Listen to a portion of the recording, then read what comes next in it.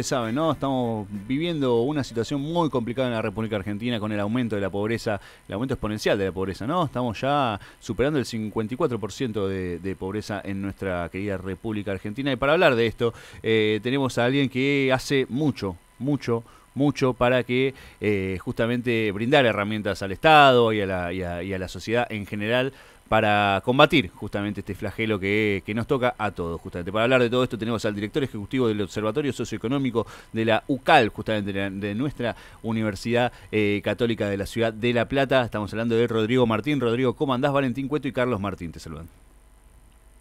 Buen día, ¿cómo están? Muchas gracias, Valentín, muchas gracias, Carlos, por este llamado.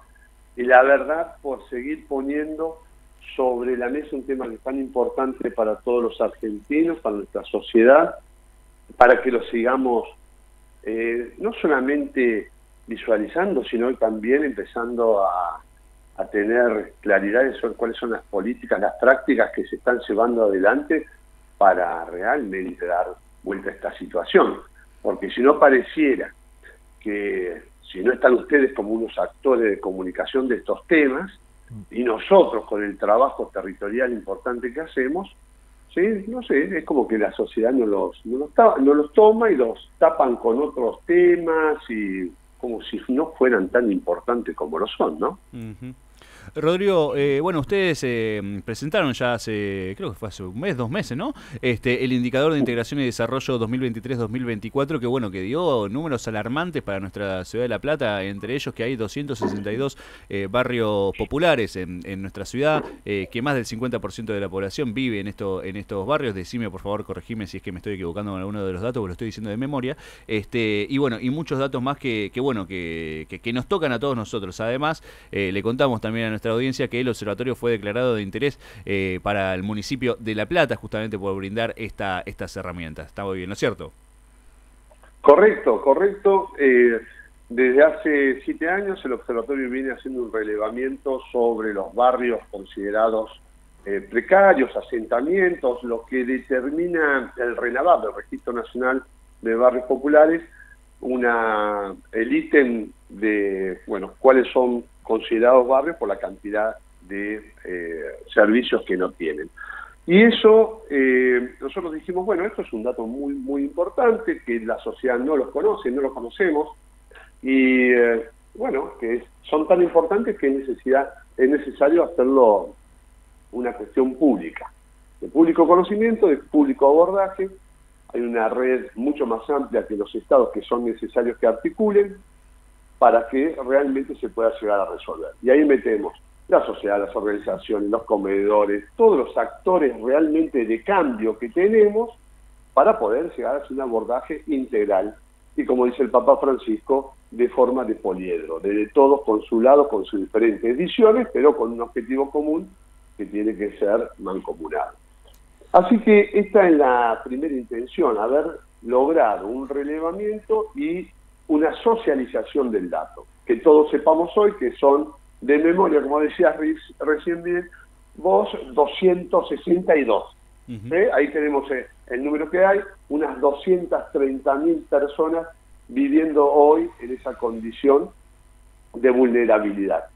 Y después, lo que hicimos en esta presentación este año, tomando datos censales, que tuvimos la suerte de tener una corrección de los datos que veníamos trayendo del 2010, ahora en el 2022, tenemos la posibilidad de humanizarlo un poco más y encontrar que dentro de alguna familia encontramos también tenemos 30.000 personas viviendo en los barrios de personas adultas mayores de 65 años, con sus diferentes necesidades, con la necesidad de socialización de una forma diferente a lo que hoy es solamente el WhatsApp, y con los contactos familiares nos cuentan que es básicamente en forma digital, le falta abrazo, le falta contención, le falta la otra forma de diálogo que estimula muchísimo más en nuestras cuestiones cognitivas, pero lo podemos, ahora me voy si quieren a los adolescentes, tenemos abajo de 18 años 70.000 personas,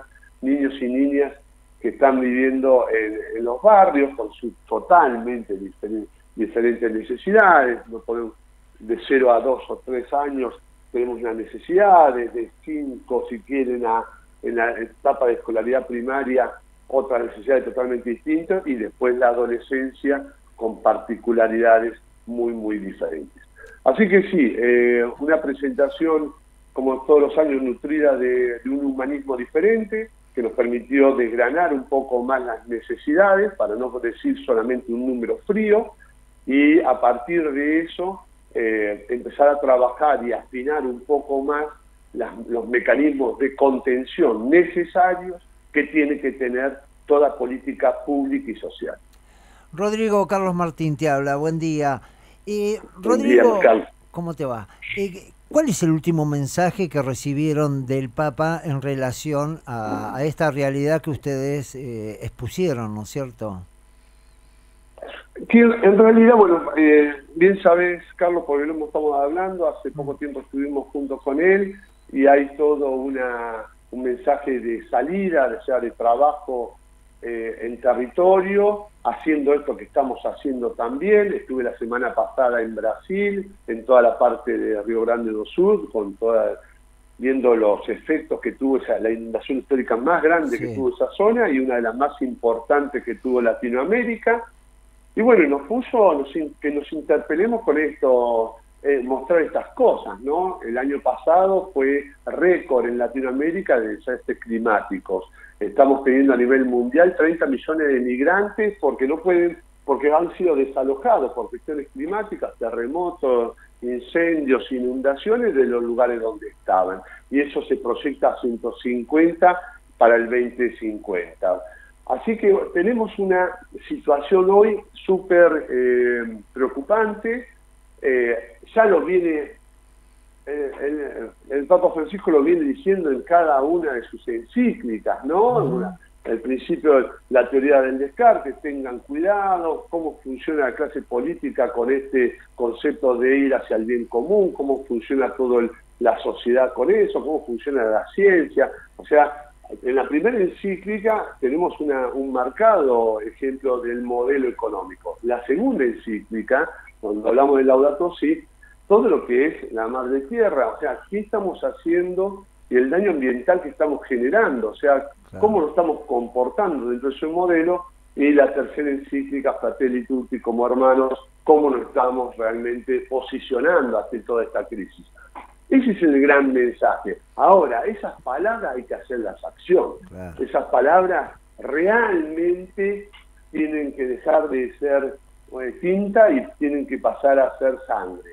Tienen que pasar a ser realmente una demostración mancomunada de fuerza social integrada, ¿no? Esa sería una mirada. Vos sabés que hay una situación que el efecto climático nos lleva a pensar de que el desplazamiento de familias genera algo que es prácticamente una sentencia de no vivir bien muchas veces, que es el desarraigo, ¿no es cierto? Ustedes están trabajando con el tema del abordaje del desarraigo, porque mucho se da acá en estos barrios no populares, sino que se van generando por distintas influencias de que la gente se tiene que ir trasladando. Sí, mira, en el caso nuestro Argentina, en el caso nuestro provincia de Buenos Aires y en el caso nuestro Gran La Plata, mientras te escuchaba hago ese mapa. Hace 40 años, si querés, desde el 83 hasta ahora, Argentina ha estado en ciclos de crisis y tratar de salir a algún tipo de apogeo, pero muy efímero y muy de corto plazo. Por ejemplo, hace 12 años que no crecemos, así que los meses o bimestres que crecimos, los festejamos, pero no sirve para cambiarle a nadie el poder de decisión diario de su economía. Así que bueno, nosotros venimos con una situación crítica de Argentina hace 40 años. Esos 40 años hicieron un movimiento demográfico muy importante, interno en Argentina y también de algunos inmigrantes que han venido de otros países. Y eso se han focalizado en aquellas ciudades que podían llegar a dar determinados servicios de vivienda, de servicios públicos, escuelas, que ya tenían desarrollado de alguna manera esos servicios o esos derechos necesarios. Ahora, muy pocas veces eso fue acompañado de un plan urbanístico de integración. Claro. Entonces, yo me acuerdo cuando era joven y estudiante y necesitaba ganar un mango, trabajaba para la EPH de la provincia de Buenos Aires y trabajábamos yendo a toda la provincia. Íbamos me acuerdo, a Mar del Plata, General Pueyrredón, íbamos a Bahía Blanca, a las grandes ciudades del interior que ya tenían formado un polo urbano. Yo soy de Río Negro y yo me encontraba en los relevamientos de las periferias mucha gente que trabajaba en Río Negro, en La Pera, en La Manzana, que se habían tenido por las crisis que se iban dando, habían tenido que venir a estas otras ciudades. Pero también era de salud. Nos encontramos con Chagas. Había mucha gente del norte que había tenido también un proceso de desarraigo, como bien decís vos. Sí. El tema, creo, que es, bueno, cómo realmente se inserta, cómo se logra cumplir el sueño de esa persona en ese nuevo lugar. Cómo ese sentido de la vida que tiene lo puede lograr en ese nuevo lugar. ¿Y sabés qué nos pasó esta última recorrida? Nos encontramos con muchas personas, como que hablábamos por el tema del mosquito, del dengue, de cómo estaba... nos dedicamos un poco más de tiempo con una segunda recorrida que hicimos después de finalizado el año 2023, por eso hablamos de algo de 2024, como había un cambio de gobierno, dijimos, che, no lo cortemos como hacemos siempre a fines de diciembre, tomemos un muestreo de algunos datos que no nos hayan gustado, vayamos de nuevo a mirarlo en territorio en enero, febrero, donde las partidas presupuestarias vuelvan a activarse y veamos si algunos basurales, algunos chatarreteríos, algunas fumigaciones que nosotros pensamos que podían llegar a servir, qué sé yo, se estaban ejecutando. Entonces, en la segunda recorrida hablamos muchísimo más. Eso es clave para nosotros como observatorio. Observatorio no pensado como una extensión de emplazamiento, sino como una extensión pensada en vinculación. Vinculación, claro, porque el pueblo tiene saberes, y ese saber lo que nosotros lo necesitamos para volver a crear cultura dentro de la universidad. Y ese diálogo, muchas personas nos decían, yo soy del interior, éramos muchos hermanos, nos vinimos algunos para acá, perdieron la pareja, los hijos ya eran grandes, y se habían empezado a encontrar solos, y nos planteaban que les gustaría volver al Pago, ¿no? Volver a donde estaban sus hermanas, sus hermanos, su familia primaria, para volver a hacer ese vínculo tan importante, para volver al Pago. Y uno que es del interior, cuando le dicen eso, la verdad se siente tocado, y por eso lo quiero contar. Claro.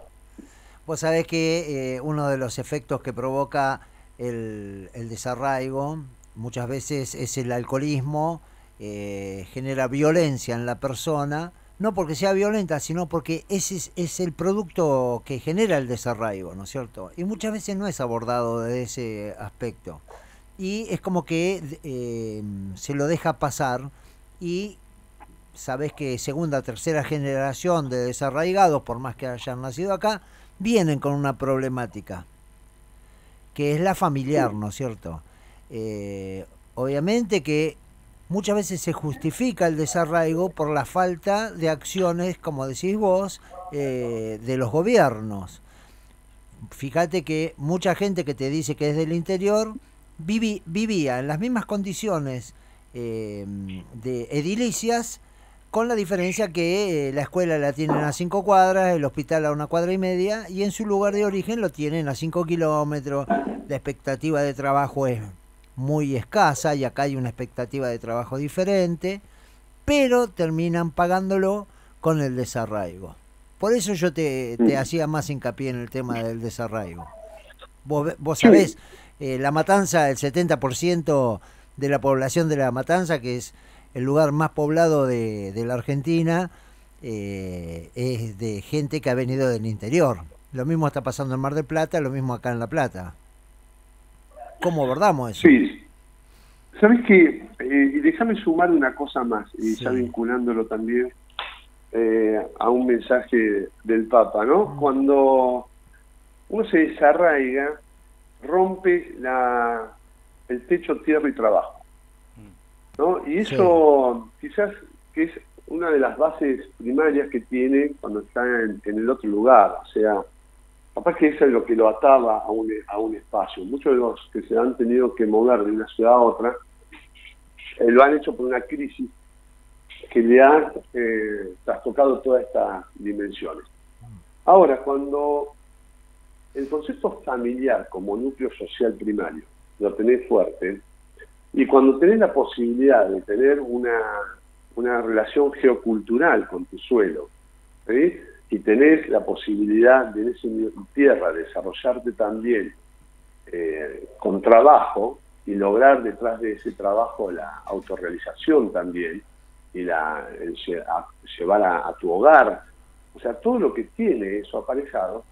No, cuando está el desarrollo tocaste toda esa dimensión. Claro. Y ese vacío que se genera, ese vacío, esa crisis del presente, porque el futuro deja de ser ordenador del presente.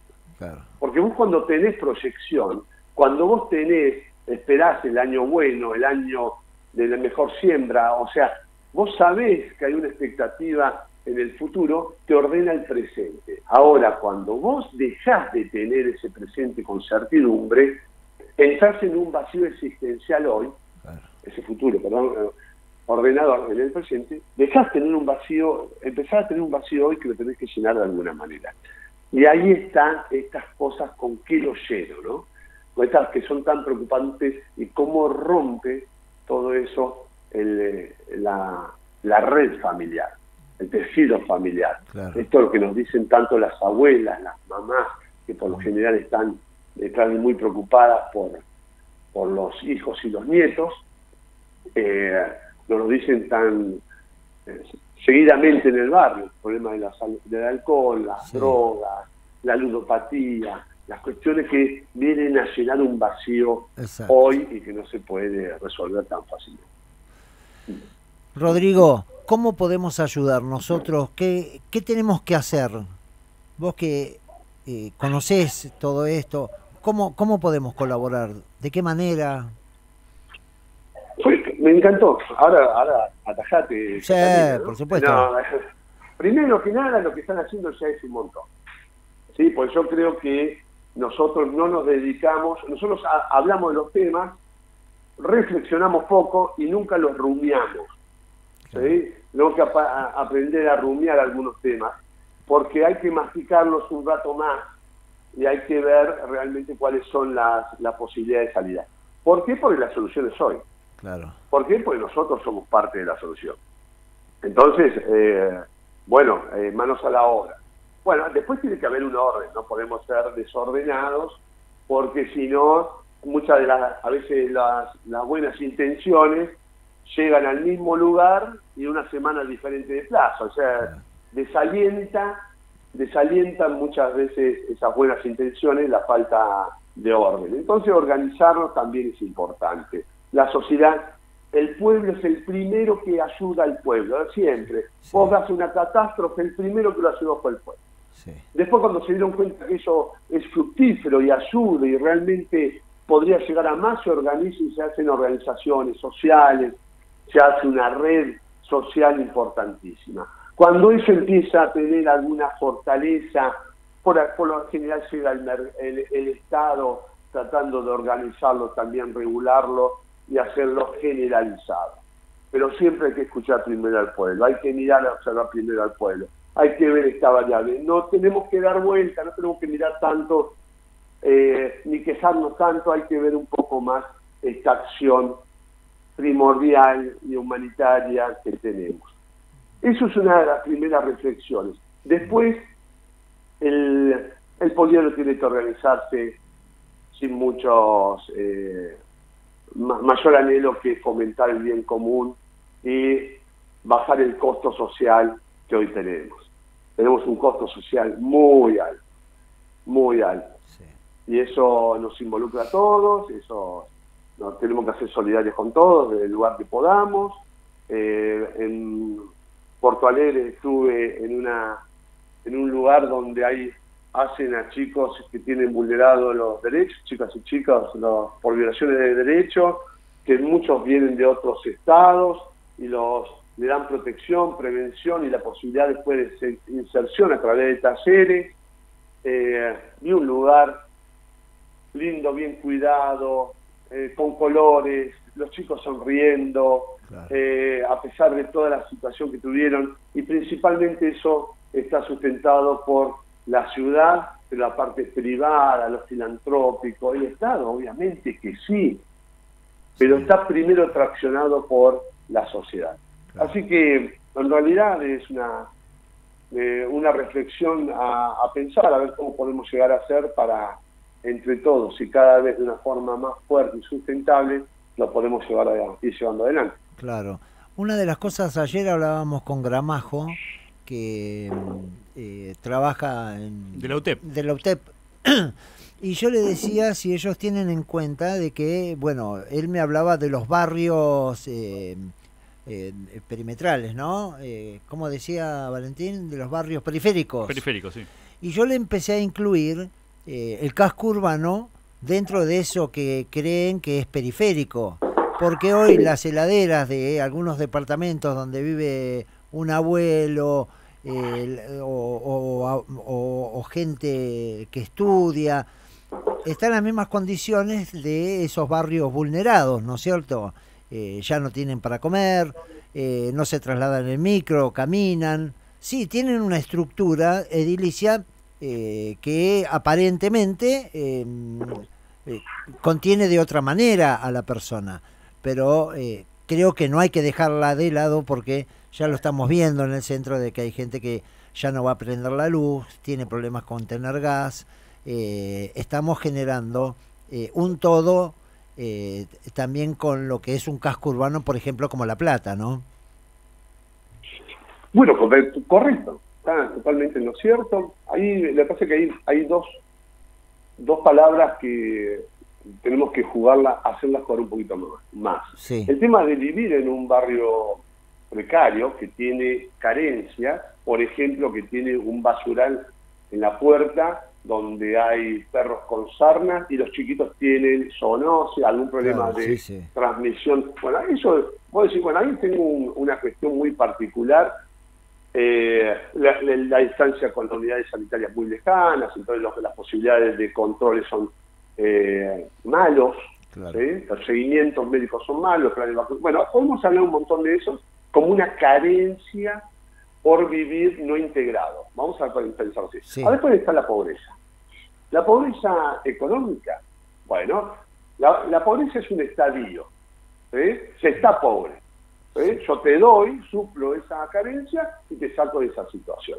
Vos estás pobre de educación, la posibilidad de educar te hace salir de ese estadio. Vos estás pobre de cuestiones sanitarias, porque tenés que ir al odontólogo, por ejemplo, a una buena atención odontológica, salgo de ese estadio. Estás falto de cariño, estás en una situación de algún tipo de trastorno. La posibilidad de hacer un seguimiento da la posibilidad de sacarte de esa situación de pobreza. Entonces, ahora cuando vos decís, guarda que dentro del casco, pero sin duda alguna, y de diferentes de estas formas de pobreza. Si vos mirás el dato INDEC, te dice que del Gran La Plata, este aglomerado que tenemos de medición, encontramos uno de los niveles más altos de pobreza, que nos está diciendo que más del 50% de la población de los 3 municipios es pobre, y nosotros decimos, y la mitad de esa población no es consciente que sean necesariamente pobres, porque puede ser una persona que viva en un barrio que no sea pobre por corte de ingresos, y la mitad, estoy calculando que vive en barrios precarios, pero la otra mitad no vive en barrios precarios. Claro. Puede ser vecino, puede ser de su barrio o no, pero además de eso, que es ingreso, esa medición de canasta básica total o canasta básica alimentaria que hace nuestro Instituto Nacional de Estadística y Censo. Le agregamos las dimensiones de pobreza que tienen que ver con los trastornos sociales por no tener trabajo, porque tu hijo no tenga trabajo, porque tu nieto esté en una situación de ludopatía, no sé, que puede afectar a los adultos mayores que hoy, quizás el vínculo más grande que tiene desde hace 10 días de haberse mandado un mensaje de audio y estar mirando el celular, ¿sí? Tenemos una situación mucho más grave de pobreza social, Claro. porque quizás no estemos planteándolo de una manera integral. Claro, perfecto, me encantó esto. ¿Cuándo vas a venir al estudio? Porque nos gustaría tenerte acá, que tomes unos espantosos mates fríos que ceba Valentín. Y, y realmente es para hacer un plan de comunicación de todos estos temas que son de tanta importancia, ¿no es cierto? Cuando sea, organicémoslo, vamos, nos sentamos un rato tranquilo y vamos a mejorar esa técnica de cebador de mate. No, yo soy muy bueno, lo que pasa es que no es mi yerba, ¿viste? Me cambiaron las cosas acá. ¿Qué va a ser? Rodrigo, te agradecemos muchísimo la deferencia de habernos atendido y también aprovechamos y le mandamos un saludo grande también a Pablo Bernardo, que me imagino que si no está por ahí contigo, lo verás. Claro. Bueno, muchísimas gracias, bueno, estamos en contacto. Dale. Gracias por el espacio, gracias por visualizar, así que cuando quieran estoy a disposición. Perfecto, te mandamos un gran abrazo. Gracias. Hablábamos con Rodrigo Martín, director ejecutivo del Observatorio Socioeconómico de la UCAL, de nuestra Universidad Católica de la Ciudad de La Plata, justamente. Señores,